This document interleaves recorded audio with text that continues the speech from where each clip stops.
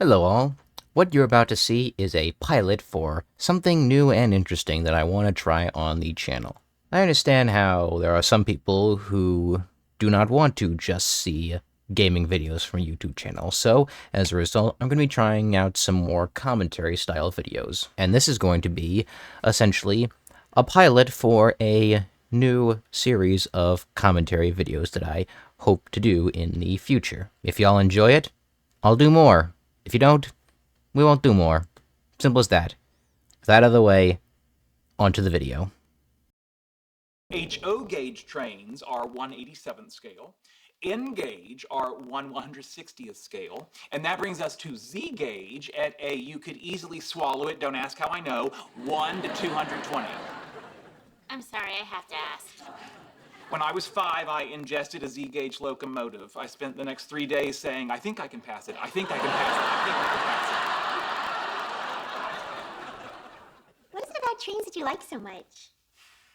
it. An interesting question. When I was a child, life was confusing and chaotic for me, and trains represented order. I could line them up, categorize them, control them. I guess you could say that they gave me a sense of calm in a world that didn't. It's lovely, Sheldon. Other than when they're chugging through your bowels, these things are magic. And I sympathize with that. While it is a stereotype to say that autistic people like trains and Sonic the Hedgehog, from my experience, it's not exactly a false statement. For example, during the console wars in the 90s, my father chose a Sega Genesis over a Super Nintendo. And a big launch title for that system was, of course,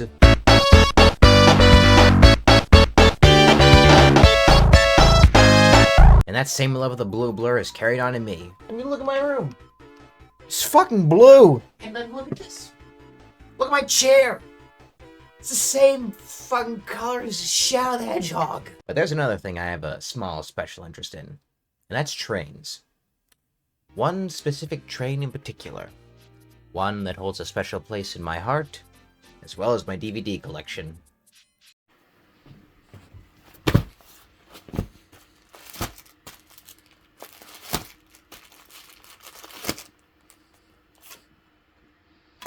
Thomas and Friends, making tracks to great destinations. What an awful tagline. But yeah, we're commentating over Thomas DVDs. And since it's the 80th celebration, watching something from the Sega generation, it's Thomas's Sodor celebration. For up to me, though, we'd be watching stuff from an old era. However, an older era this is not from. This, like most of my DVDs in my collection, was printed in 2005 to commemorate the 60th anniversary of the original Railway series books written by the late, great Reverend William Audrey. And I'll tell you something. I freaking love this man. Gotta keep it classy here, not because he's a man of the church, but because he created one of my favorite characters as a child. We respect Reverend Audrey in this bedroom.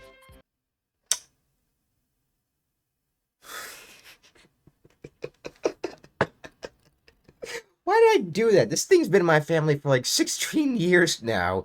Probably got some sort of fucking disease now. Now, before we get into the actual show, there is one thing I want to talk about. The main menu. This was made at a time where DVD was starting to etch its way out of just being predicated to video games and into the world of home video. And I've got to say, all three menus for main, bonus features, and story selection are adorable, even with their own small little introduction. You could honestly make a whole video about DVD menus and how cool they used to be. Maybe I should switch to commentary and video essays. Now, in spite of already having watched this video for base footage, I don't remember if this is where the compliments will end or not. Well, only one way to find out. Time to leave the station. Let's get started. I'm not gonna lie, I'm kinda nervous. Thomas and Friends, making tracks to great destinations. You know, it's crazy. That tagline doesn't get any better when said by a clearly phoned-in narrator. Do better, Michael Brandon. So the show starts with the theme song, as they all do, but the thing about this song is that it sucks. It's loud, it's obnoxious, and it doesn't make me feel like I'm about to take a ride on a train. It makes me feel like I'm at a carnival, which I also dislike for similar reasons.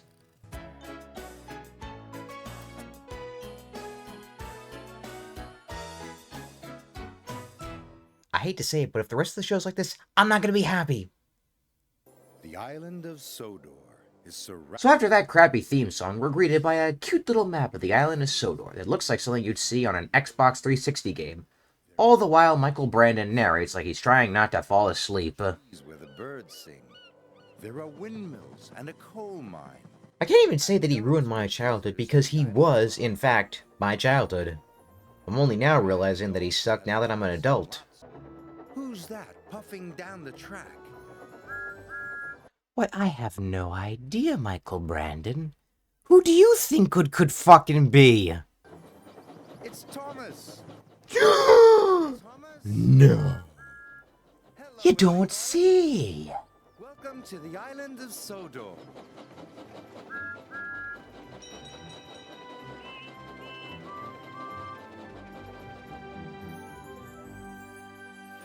You know, I legitimately cannot tell if Michael Brandon is trying to sound Welsh or if he actually is Welsh. Maybe I should probably Google this. No, he's apparently American. Known for playing James Dempsey in the British drama Dempsey and Shakespeare. Then why the fuck did it sound like he was doing a Welsh accent? Was his character Welsh or something? Whatever, I don't care enough about it to further research. The show starts with Thomas saves the day. An eye-catching title, I'll admit, but I'm still not optimistic. Thomas is apparently taking workers to a new station being built in his signature coaches, Annie and Clarabelle. No, not that one. I can't wait for the grand opening, he told Annie and Clarabelle excitedly. You know, maybe I'm too hyper-focused on really way too minute things, but I'm 99% sure that close-up is a reused shot of an old episode. I can't confirm that, though. Here we see the episode's proverbial villain, an uneasy turn on the track. Thomas didn't like it at all. He was worried about the bend. But his good friends Annie and Clarabelle were there to help him. Slow down, they sang out. Slow down and puff with care. Yeah, slow the fuck down, Thomas. We're shaking and we're not supposed to be shaking. We're very ill-structured. We weren't built to be shook. Thank you, Thomas puffed to Annie and Clarabelle. I couldn't have done it without you. If you can't do that without their help, you're clearly fucked. We finally get to the station. Mr. Topham Hatt is apparently waiting. Today, Annie and Clarabelle are to go for their refit, he told Thomas. Yeah, probably because they were rocked around harder than anyone who's ever gone to Warp Tour. I don't know how I'll manage the difficult bend without you. The answer is quite simple. You won't. So anyway, Thomas now has to use other coaches while his mind is still on the difficult bend. Difficult bend, he puffed nervously.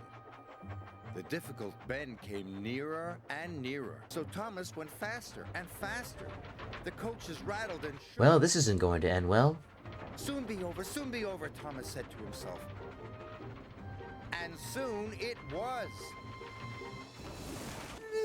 There we go. Our first crash. Let's see how more of these we can see. No one was hurt, I call bullshit on that completely. but Thomas felt sadder than ever. To say that no one got hurt in that accident is like saying this is not the coolest fidget toy around.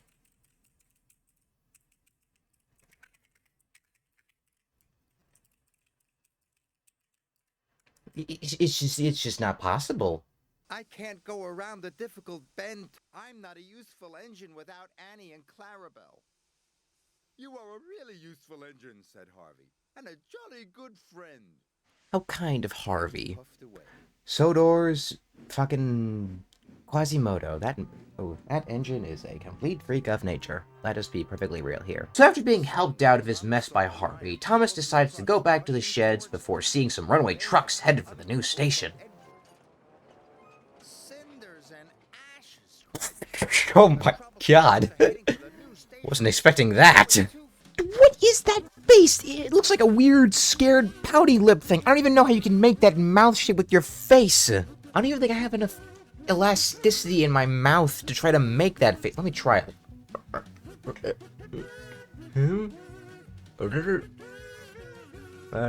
It's more trapezoidy shaped around the front. How? This train has like a Jim Carrey type of face. Fearing for the safety of the news station, Thomas races after the runaway trucks. He raced past the troublesome trucks, but he was nearly at the difficult bend. And here's where we'll see if Thomas has grown his proverbial balls. Thomas wanted to go fast, but he knew he couldn't. Slow down, said Thomas to himself. Slow down and puff with care. And it seems he has. Tight his brakes. He made it all around the difficult bend, all by himself. I've done it, he tooted. But so did the runaway trucks. Alright, hold on. I gotta call bullshit on this. When Thomas went around that bend and that fast, he ended up crashing. Why the fuck do these trucks get a free pass, no problem? Writers, hit me up. All my socials will be in the description. You give me an answer. At long last, Thomas makes it to the new station. Runaway trucks are coming, he cried. You must change the points. The signalman quickly... Okay, now I know for a fact I have seen that particular shot of the signalman in older episodes. That is a classic shot. The troublesome trucks hurtled into a siding. They biffed and bashed the buffers.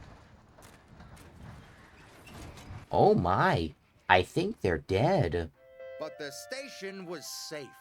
Are we really sure, though, that the station was any danger to begin with, though? Let's look at this logically. The trucks would have more than likely gone through the station if they had continued on their track. Assuming there were no workmen on the tracks, which I imagine there wouldn't considering this is still a functioning line, and there were no trucks with high-rating loads, which there weren't, the station would in fact be safe regardless. Yes, I'm overthinking a kid's show, and no, I don't care. Regardless, Thomas now has Annie and Clarabelle back, he can cross the bend without their help, and gets a pat on his proverbial back from Sir Topham Hatt. You have saved my new station, he said. You are a very brave and useful engine. Thank you, sir, said Thomas. He was so proud it made his firebox glow. In all honesty, not a bad episode. I give it a solid 4 stars. 2 stars by default, 1 for not being boring, and another because something actually happened.